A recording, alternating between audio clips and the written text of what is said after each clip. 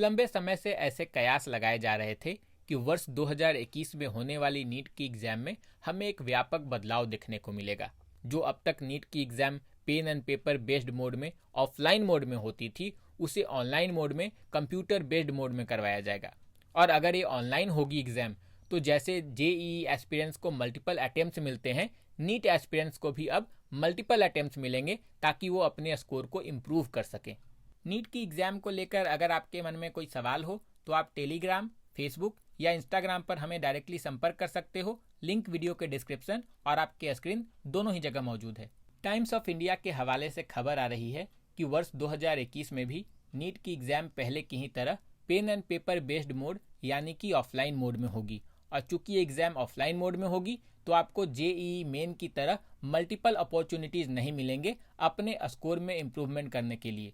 जैसा कि पहले मीडिया रिपोर्ट्स आ रही थी, अगर वर्ष 2021 में नीट ऑनलाइन होता तो कम से कम छात्रों को 2 मौके मिलते इस एग्जाम में अपीयर होकर अपने मार्क्स को इम्प्रूव करने का। लेकिन नीट को ऑनलाइन करवाने को लेकर हेल्थ मिनिस्ट्री और एजुकेशन मिनिस्ट्री में सहमति नहीं बन पाई। नीट 2021 को ऑनलाइन न करवाने के लिए एक दलील थी कि चूंकि नीट की एग्जाम पहले कभी भी ऑनलाइन नहीं करवाई गई है, कई छात्र इसे लेकर अभी तैयार नहीं होंगे मेंटली, तो ऐसे में अगर नीट को अचानक ऑनलाइन कर दिया जाएगा तो वैसे छात्र जो कि ग्रामीण इलाकों से आते हैं या जिन्हें कंप्यूटर के बारे में ज़्यादा आइडिया नहीं है, कंप्यूटर बेस्ड एग्जाम के बारे में ज़्यादा नहीं जानते, उन्हें समस्या हो सकती है। इसी को ध्यान में रखते हुए ऑनलाइन नीट की आइडिया को वर्ष 2021 के लिए ठंडे बस्ते में डाल दिया गया है। हो सकता है कि सरकार इसे वर्ष 2022 या 2023 में इंट्रोड्यूस कर दे, क्योंकि ऑनलाइन नीट के अपने फायदे हैं और इसे हमें स्वीकार करना होगा। अभी क्या हो रहा है, नीट की एग्जाम साल में एक बार होती है। अगर कोई छात्र उसमें अच्छा परफॉर्म नहीं कर पाता तो उसे पूरे 1 साल का वेट करना पड़ता है।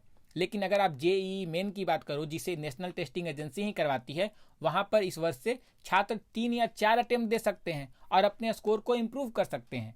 तो यही बेनिफिट नीट के एस्पिरेंट को क्यों नहीं मिलना चाहिए।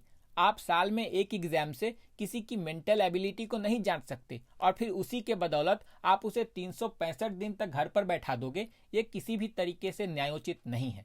शिक्षा मंत्रालय की ओर से अभी केवल इतना कहा गया है कि जब भी नीट को ऑनलाइन करवाने की दिशा में आगे बढ़ा जाएगा तो छात्रों को कम से कम 7 से 8 महीना पहले इसके बारे में बता दिया जाएगा, ताकि वे ऑनलाइन नीट के लिए बेहतर प्रिपरेशन कर सकें और मेंटली तैयार हो जाएं।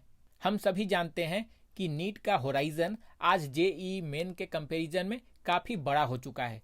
किसी भी इंजीनियरिंग कॉलेज पर यह बाध्यता नहीं है कि आपको केवल जेईई मेन क्वालिफाइड स्टूडेंट को ही एडमिट करना है। लेकिन जब आप किसी मेडिकल कॉलेज की बात करते हो, चाहे एम्स की बात कर लो, जिपमर की बात कर लो, बीएचयू की बात कर लो या एएमयू की बात कर लो, किसी भी मेडिकल कॉलेज की बात कर लो, अगर वो भारत में स्थित है तो वहां पर केवल वही छात्र एडमिशन ले सकता है जो कि नीट क्वालिफाइड है। तमिलनाडु में नीट का कितना विरोध होता है ये हम सभी जानते हैं।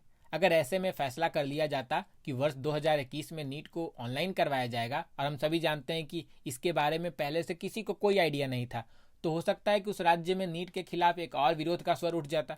तमिलनाडु में इस वर्ष असेंबली का इलेक्शन भी है, तो इस बात को समझने में हमें कोई परेशानी नहीं होनी चाहिए कि वर्ष 2021 में नीट को ऑनलाइन क्यों नहीं करवाया गया।